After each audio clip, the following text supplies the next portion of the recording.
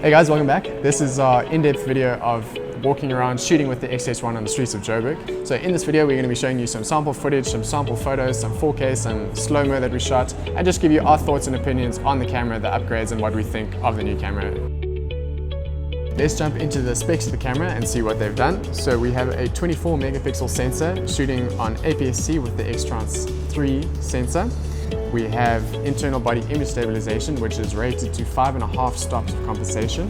So ISO natively goes from 200 all the way up to 12,800, which can be expanded down on the low end to 100 and expanded up to 51,200.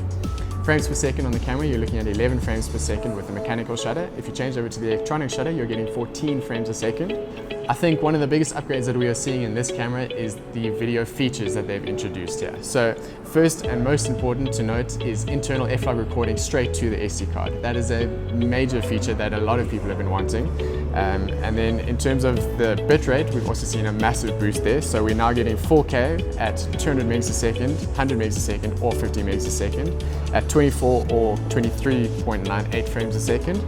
There's also 4K at 30 frames a second, 25, 24, and 23.98 frames a second, again at 200 megs, 100 megs, or 50 megs. So alongside F-log being introduced as internal recording, we also have a new film simulation mode called Eterna or Cinema, which Fuji says gives very soft color and rich shadow tone, which is suitable for the film movie look. Another cool feature we're seeing is 120 frames per second at full HD, which means we now have slow-mo in the body. One thing to note about that though is that the body slows that down to real time for you. So a much anticipated feature that Fuji has introduced is IBIS. We put IBIS to the test today. We went out on the streets and we shot with it and just to see what we would get. It is definitely a vast improvement over just shooting handheld, which is what we did. We're going to have a look at the image quality that we are getting out of the camera, but having a look at the JPEG photos that we've got, I'm very impressed. As with the X-T2 and the X-T20, we see this image sensor handles the dynamic range very well. It's keeping the details between the shadows and highlights fantastically. It's super sharp all the way through the image. We're seeing very little chromatic aberration. Yeah, I must say I'm very impressed with the X-Trans 3 sensor that we're seeing in this camera.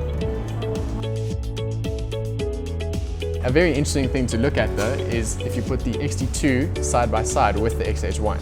And size-wise, they are almost like for like. You can see the X-H1 is slightly bigger on the side and it is also slightly wider, but they are actually not that much. There's not much between them in terms of size. Another really big change that we see on the X-H1 is the physical size of the hand grips on this body, which means it's a lot more comfortable to hold. You know, while we were walking around today, it was very easy to use, very comfortable to hold. My wrist didn't get sore, my hands didn't get sore, because you know my fingers weren't cramped up like they are on some of the other bodies. There's actually a very meaty grip on this body, and I can see this being a very good improvement for wildlife and sports photographers who use lenses like the 100 to 400, which is a bit of a weightier or a heavier lens. So this will just add a little bit more balance to the dynamic between the lens and the body. So another really cool feature on the touchscreen is that, like on the X-T3, you have your directional swipes on the screen. So you can swipe left, right, up, down, and you get access to specific commands which are customizable. In terms of connectivity to the camera, there are two ways you can connect, either through the Wi-Fi or through Bluetooth, as we've seen on the X-T3. So now, having a look at the external features of the body, we see quite a few changes that have been made. One of the most notable is we now have a screen on top of the camera, so that gives you your shutter speed, your aperture, your white balance, all of that information is available as you need it. One really interesting thing is that it also shows you your battery percentages even while the camera is off, so even at a quick glance you can see exactly how charged all your batteries are. And then on the back you now have a dedicated AF on button which you can use to activate your focus without having to use the shutter button. Overall, it looks like Fuji has made a lot of improvements in the video department of this camera, which is kind of expected looking at the lens roadmap for 2018. We have two cine lenses coming out, which we are told are compatible with this body, so there's nothing to worry about there.